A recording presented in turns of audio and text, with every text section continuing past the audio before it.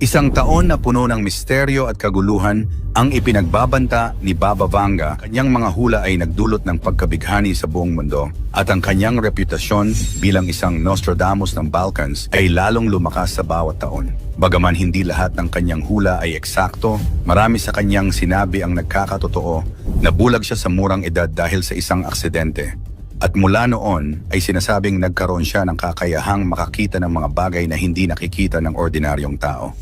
Ang mga sumusunod na kilalang pangyayari ay nahulaan umano ni Baba Vanga, gaya ng pag-atake noong September 11, 2001 sa 9/11, ang pagkasawi ni Princess Diana, ang pagkakaroon ng unang African-American na presidente na si Barack Obama, at ang pagputok ng Chernobyl, at marami pang iba na tila naging makatotohan. Taon-taon ay may mga lumalabas na balita tungkol sa mga hula niya na tila umano naging totoo. Kaya naman sa videong ito ay ating aalamin ang 10 nakakatakot at nakakakilabot na prediksyon ni Baba Vanga sa taong 2026. Number 10. Pagkakaroon ng advanced weather manipulation. Prediction: the forces of nature will be controlled. Sinasabi raw ni Baba Vanga na ang panahon ay posibleng manipulahin ng tao. Gaya ng paglikha ng ulan, pagpapaulan ng niebe, pagbuo ng bagyo, o pagkontrol sa tagtuyot. Sa panahon ngayon, hindi na ito malayong mangyari. May mga haka-haka na may ilang bansa na raw ang gumagamit ng teknolohiyang tulad ng cloud seeding, geoengineering, at mga proyekto gaya ng HAR na sinasabing may kakayahang baguhin ang mga atmospheric conditions. Hindi lang mga climate disasters gaya ng biglaang pagbaha, sobrang init o pagkatuyot sa mga pananim, kundi pati na rin geopolitical conflicts. Isipin mo paano kung isang bansa ang pagbintangan na sila ang may kagagawa ng isang malawakang bagyo o tagtuyot. Sa panahon ng matinding kompetisyon sa pandaigdigang kapangyarihan, ang kakayahang baguhin ang panahon ay pwedeng gawing sandata isang silent weapon na maaaring makapinsala sa ekonomiya, kalikasan at buhay ng milyon-milyong mga tao. Number 9. Pagkawala ng halaga ng pera paglipat sa digital currency. Prediction: money will lose its value and a new form will arise. Parang sinasabi niya na mawawala ang halaga ng physical money.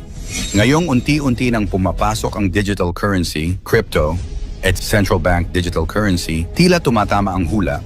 Sabi ng ilang ekonomista, ang 2026 ay taon kung saan mas maraming bansa ang maglulunsad ng opisyal na digital currency. Pero kasabay nito, babala rin ito sa hacking, financial control, at surveillance. Number 8. Pag-atake sa Europa gamit ang bioweapon. Prediction: a big country will test biological weapons in Europe. Isang malupit na prediction na isang bansa raw ang mag-eeksperimento o gagamit ng biological weapon. Sa gitna ng geopolitical tension at paglabas ng mga classified documents tungkol sa lab leaks, may mga naniniwala na posibleng ito sa mga bansang may history ng biological research. Ito raw ay magdudulot ng panibagong panic at health crisis.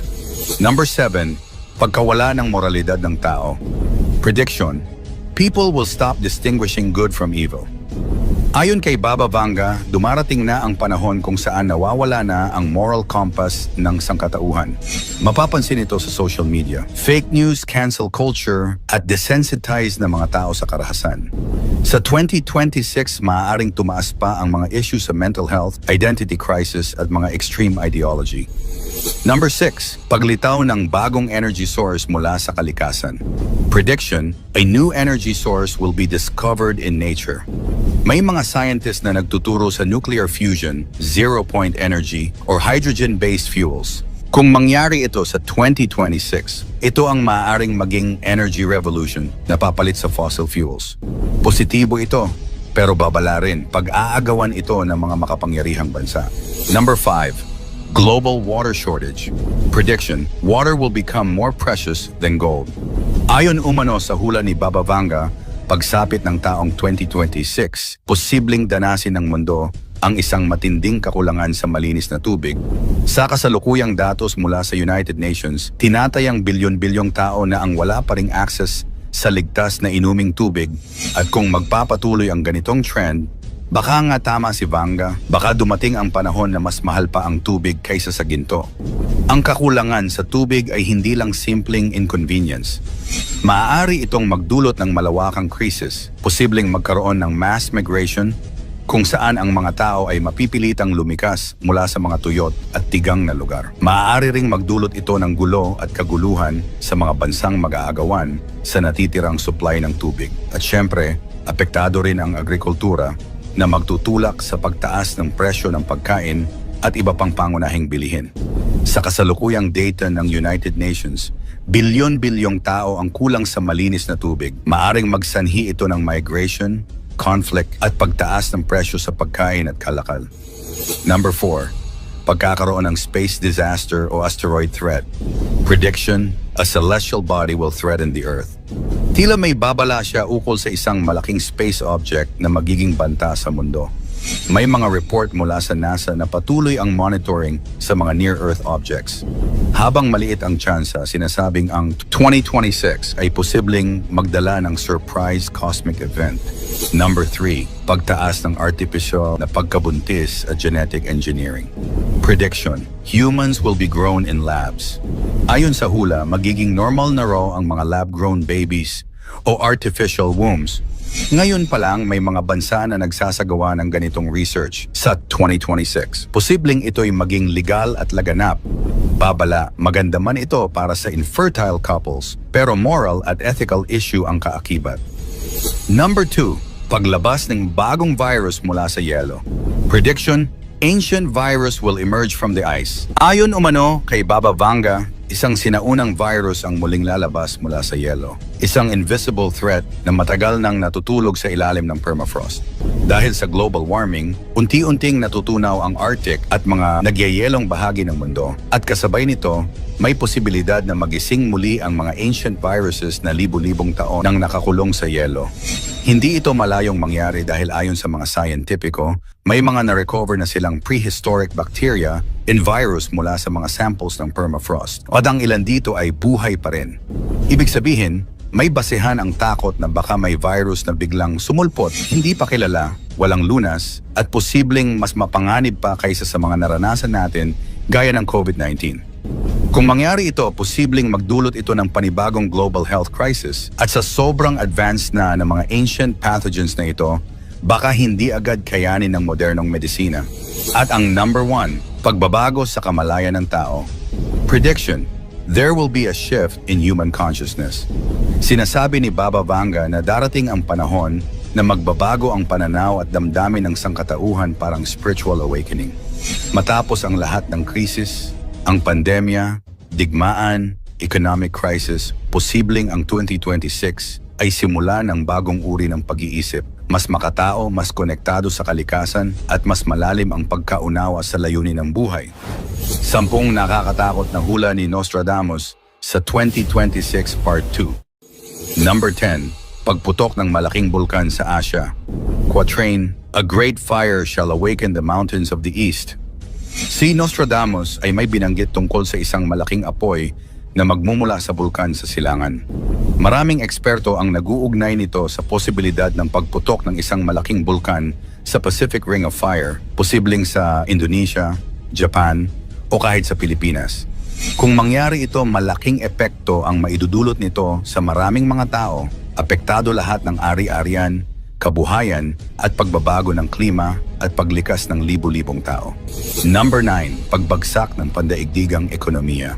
Quatrain, riches shall fade like snow under the sun.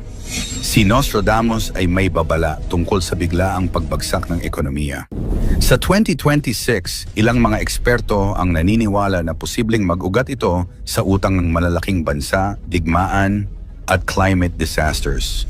Maaaring makita natin ang pagbagsak ng stock market, hyperinflation, at pagtaas ng presyo ng pagkain at langis. Number 8, matinding pagbabago sa klima. Quatrain, the earth shall burn at 45 degrees. Bagamat nabanggit na sa part 1 ng ating video ang climate crisis, sa part 2 mas matindi. Heat waves na magdudulot ng malawakang tagtuyot at dambuhalang baha sa ibang bahagi ng mundo na makapagpapasawi sa maraming may buhay at makakasira sa kabuhayan at kabahayan ng mga tao. 2026 daw ang isa sa mga taong pinakaapektado ng extreme weather events, ayon sa ilang interpretasyon ng mga eksperto. Number 7. Pag-angat ng isang bagong leader. Quatrain, a young lion shall rise. May pahiwatig si Nostradamus tungkol sa paglitaw ng isang batang leader na magdadala ng malaking pagbabago, maaaring mabuti o masama. Hindi malinaw kung ito ay sa Asia, Europa o Amerika, pero madalas itong iugnay sa mga bansang may political crisis ngayon. Number 6. Pagkawasak ng isang malaking lungsod. Quatrain, the great city by the sea shall be consumed by fire. May mga interpretasyon na ang isang coastal city ang tatamaan ng sakuna, maaaring sunog, pagsabog o kombinasyon ng lindol at tsunami. Ang mga hula na ito ay madalas iniuugnay sa mga megacity tulad ng Tokyo, Los Angeles o Shanghai. Number 5. Pag-usbong ng mas matinding pandemya.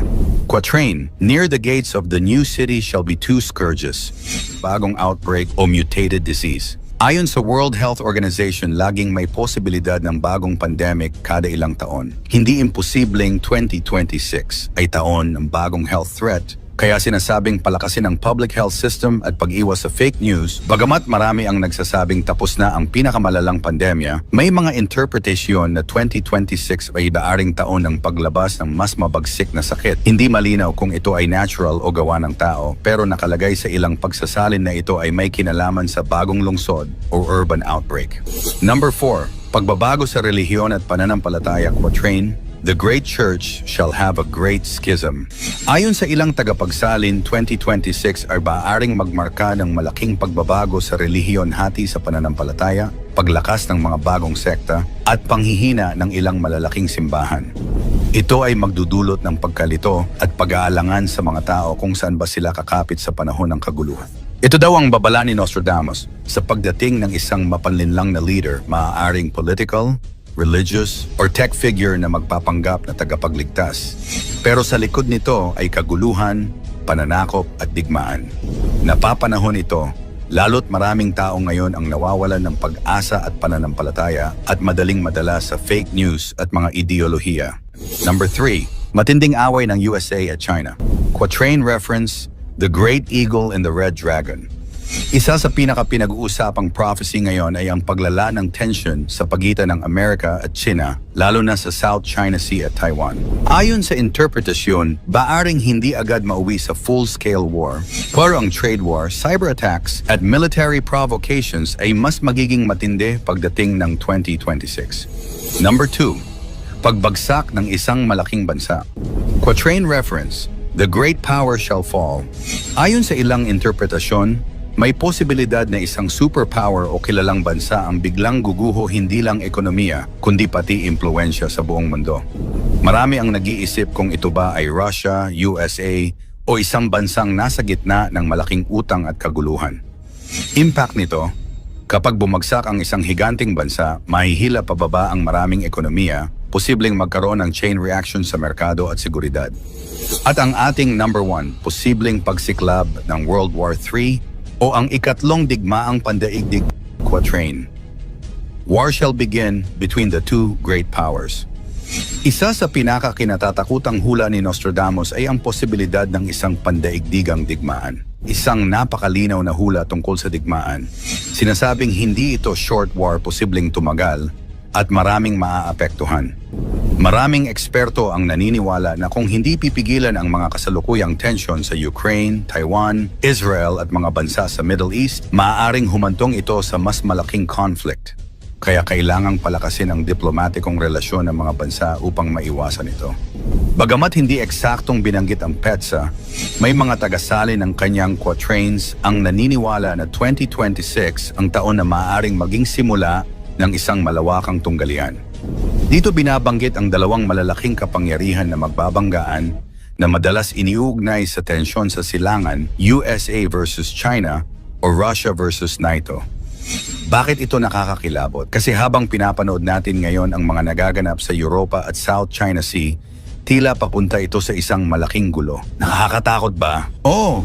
Pero tandaan, mga hula ito, hindi pa ito nagaganap at wala pang tiyak na ebidensya na mangyayari talaga. Kaya ang pinakamahalaga, Maging handa tayo sa anumang sakuna, manatiling mapagmatsyag sa mga balita, at sa Diyos lang maniwala. Mas marami ang tsamba at coincidence kaysa totoong propesiya.